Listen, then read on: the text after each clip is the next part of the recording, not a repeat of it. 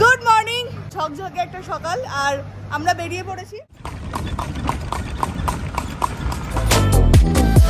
একটা গুপ্ত সাম্রাজ্যের সময় এই কেভ তৈরি করা হয়েছিল আর একটা জৈনরা তৈরি করেছে।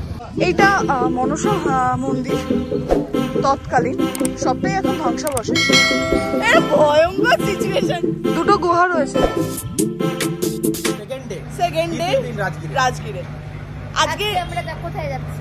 আজকে লোকাল স্পট যেগুলো সেগুলো রাজগিরের ঘুরে দেখবো, যেগুলো সবার কাছে আকর্ষণের কেন্দ্রবিন্দু থাকে আর ট্র্যাডিশনাল সেগুলো। আর সব থেকে মজার বিষয়, আজকে আমরা ঘুরবো ঘোড়ার গাড়িতে, মানে টমটমে। Riya, are you excited?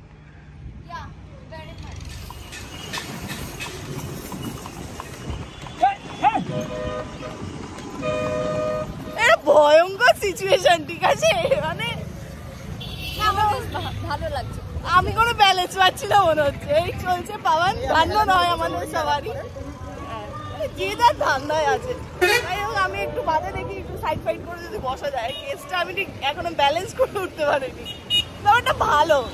এই ক্রাউডে আমরা তো সবসময় গাড়ি, টোটো, অটো এইসব চড়েই বেড়াই।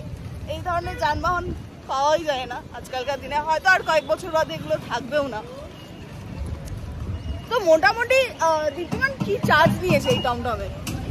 এখানে 600 টাকা কিনেছে। আর যেহেতু বেশ কয়েকটি জায়গায় দাঁড়াতে হবে এবং প্রায় আমাদের দুপুর পর্যন্ত ঘোরা, দুপুর বিকেল পর্যন্ত রয়েছে এবং যে কটা জায়গায় যেমন সাইড সিটগুলো সেগুলোতে নিয়ে যাবে, সেখানে থাকা, সেখানে দাঁড়ানো, ওয়েট করা, তো ওয়েটিং চার্জ সব কিছু নিয়ে। মানে এটা আজকে মোটামুটি আমাদের পুরো সফর সঙ্গী। তাই বোঝাই গেল যে পার হেড অন্তত 200 টাকা করে ধরে চলতে হবে এবং পার হেড হিসাবে ভাড়া নেওয়া হয়, যতজন থাকবে সেই হিসাবে ভাড়া।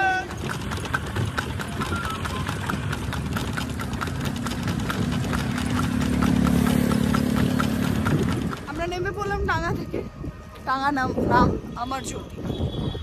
এবার আমরা যাচ্ছি এখন সোয়ার্ণ ভান্ডার। এখানে দুটো কেভ আছে, ওখানে গেলে ওর ইতিহাস সম্বন্ধে জানা যাবে।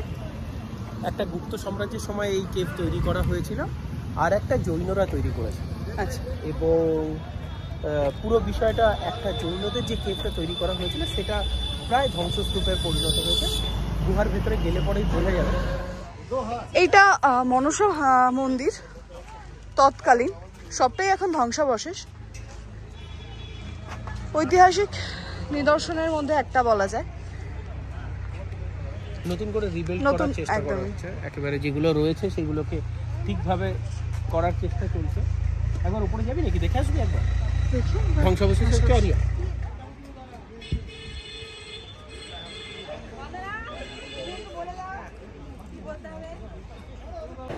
এই মনসা মন্দিরের ইতিহাস শুনছিলাম একটু আগে।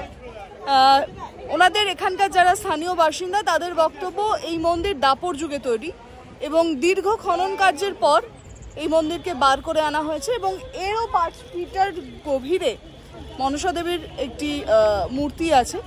এবং এখনও এখানকার মানুষের বিশ্বাস যে এই মন্দিরে এসে কিছু প্রার্থনা করলে সেটা পূর্ণ হয়, মা মনসা সেটা পূরণ করেন এবং তার মনস্কামনা পূর্ণ হলে একটি দিন আছে নির্ধারিত, সেই দিন কিছু নিয়ম কানুন মেনে দেবীর পুজো করতে হয় এবং সেটিকে উদযাপিত করতে হয়। এখনও স্থানীয় মানুষের ধারণা, তাদের বিশ্বাসের উপর এই মন্দির একেবারে ধ্বংসপ্রায় অবস্থায়, তবুও কিন্তু এই মন্দিরের একটা অন্যরকম মাধুর্যতা রয়েছে, অন্যরকম একটা মহত্ব রয়েছে। তবে এই মন্দির থেকে চারপাশের ভিউটা কিন্তু দারুণ। এই যে আমাদের ফটো সেশন চলছে। এখান থেকে আমরা টোটো করে নিলাম। মনসা মন্দিরের সামনে টোটো স্ট্যান্ড রয়েছে এবং 10 টাকা করে টোটো ভাড়া, সেটা নিয়ে এখান থেকে সোয়ার্ণ ভান্ডার যাওয়া যায়। এবং এর সঙ্গে সঙ্গে আরো একটা স্পট আছে যেখানে জরাসন্ধকে বধ করেছিলেন ভীম, সেই কাহিনী, হ্যাঁ, সেই অংশটায় হয়েছিল সেই ঘটনা মহাভারতের, সেই জায়গাটাও কিন্তু এখানেই, এখান থেকে সেটাও যাওয়া যায়।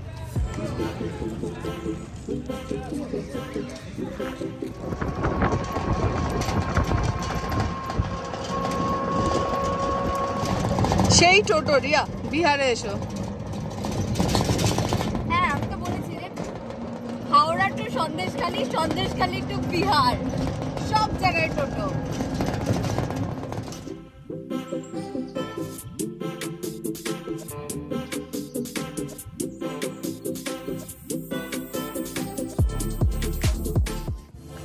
অসম্ভব সুন্দর জায়গাটা, শান্ত নিশ্চুপ।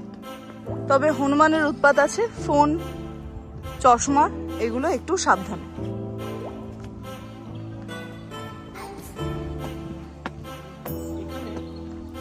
এখানে মূলত দুটো গুহা আছে, একটা এবং ওইদিকে একটা, দুটো গুহা রয়েছে। আমরা এখানে একটা গাইড নিয়ে নিলে মনে হয় বেটার হয়।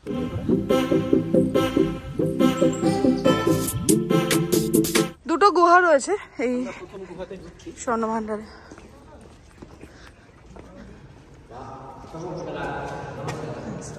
इसी गुफा के भीतर बिंबिसार का कोसाड़ा खजाना छुपा हुआ है। अब ये दरवाजा बंद करने का कारण है कि बिंबिसार का बेटा अजातशत्रु पैसे के लालच में अपने पिता को कैद कर कारागार में बंद कर और तड़पा कर मरवा डाला। ये कारागार आपका झूले वाली लाइन में है, उसे तब त्रिवेदी कहा जाता है।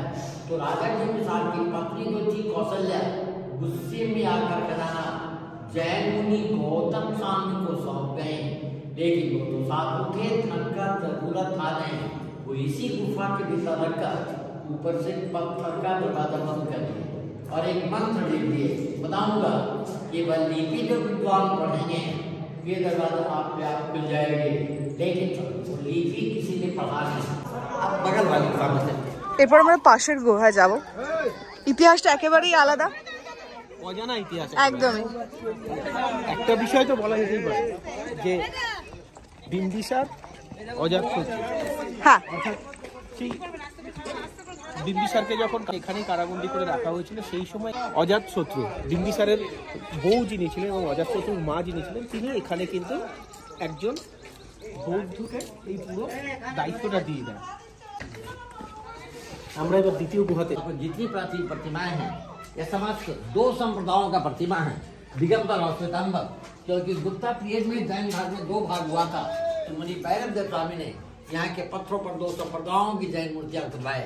आप देखिए कमल फूल का चिन्ह नेकेड पोर्टर में है। কেমন লাগলো?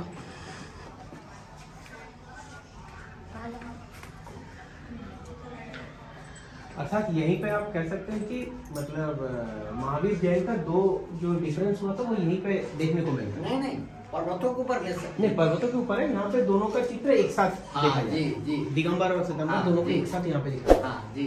और